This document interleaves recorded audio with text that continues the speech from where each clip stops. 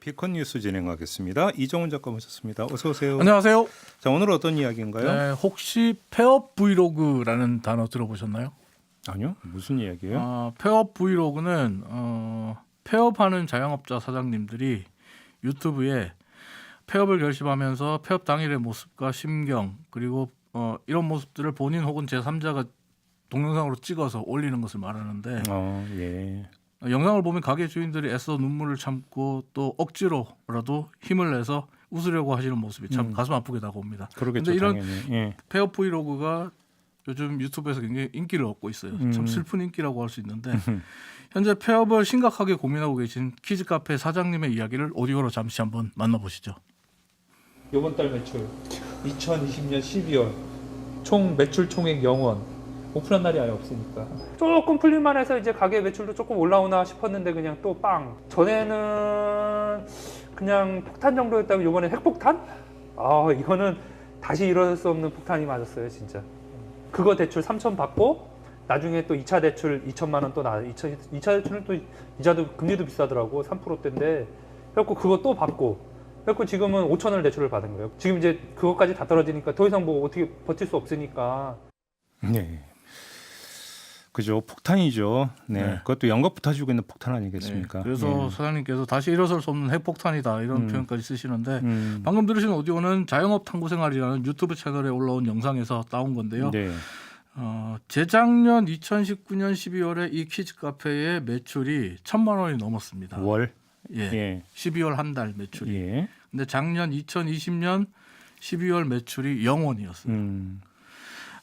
근데 이 키즈 카페 사장님 같은 경우에 가게 문을 닫고 있어도 임대료 220만 원, 관리비 20만 원, 부가세 24만 원, 총 264만 원에 매달 또 20만 원 가까운 전기요금, 수도요금 등 각종 비용으로 인해서 매달 문을 닫고 있어도 고정으로 나가야 되는 돈이 300만 원 가량 된다고 합니다. 네. 근데 방금 들으신 대로 수입은 0원이에요. 음.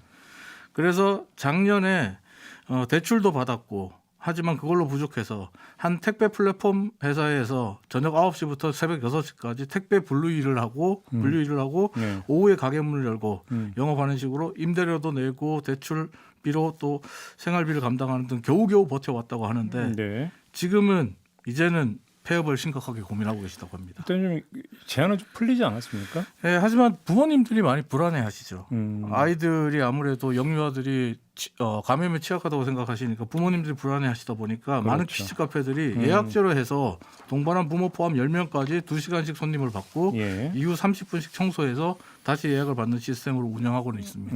근데 아무튼 어렵게 버텨왔는데 폐업을 고민하게 되면 결정적인 이유가 있습니까? 이제는 아르바이트 일을 더 이상 하실 수가 없게 됐거든요. 네. 이 사장님이 최근에 아르바이트로 도금 공장에 가서 일을 하셨어요. 그런데 발가락이 부러지는 사고를 당했어요. 아이고. 예. 그래서 깁스를 하고 목발을 짚고 계시거든요. 음. 일을 전혀 할 수 없는 상태가 됐어요. 사장님 표현 그대로 옮기자면 3일간 술만 마시고 죽고 싶다는 생각뿐이었다고 하는데 네.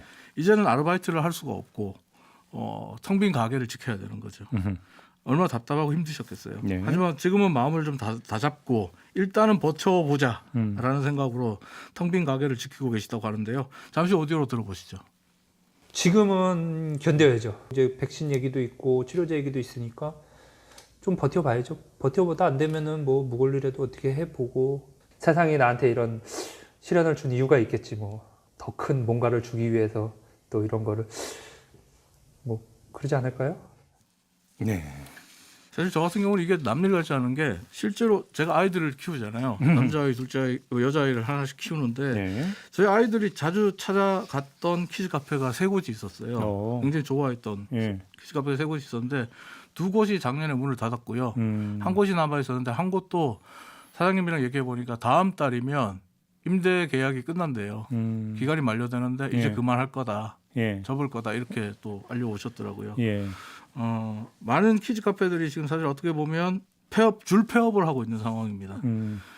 이런 상황에서 마지막으로 한 누리꾼의 문자 메시지를 소개해드리면서 마무리할까 하는데요. 지금 유튜브에 올려놓은 이 문자 메시지는 최근에 아이들을 데리고 한 키즈 카페를 다녀온 아이 아빠가 올린 문자 메시지인데 네. 키즈 카페 사장님과 이야기를 나누다가 사장님이 가게 운영비가 월 500 드는데 지금처럼 하면 월 200 정도밖에 못 본다.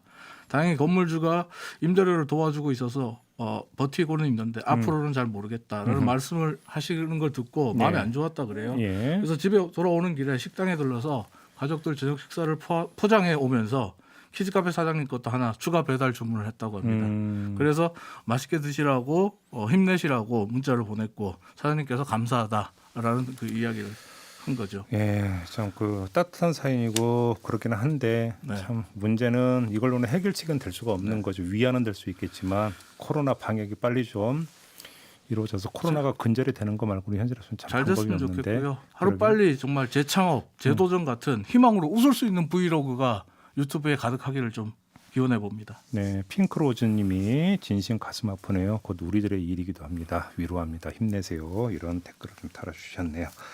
자, 이렇게 마무리하죠. 이정훈 작가였습니다. 고맙습니다. 감사합니다.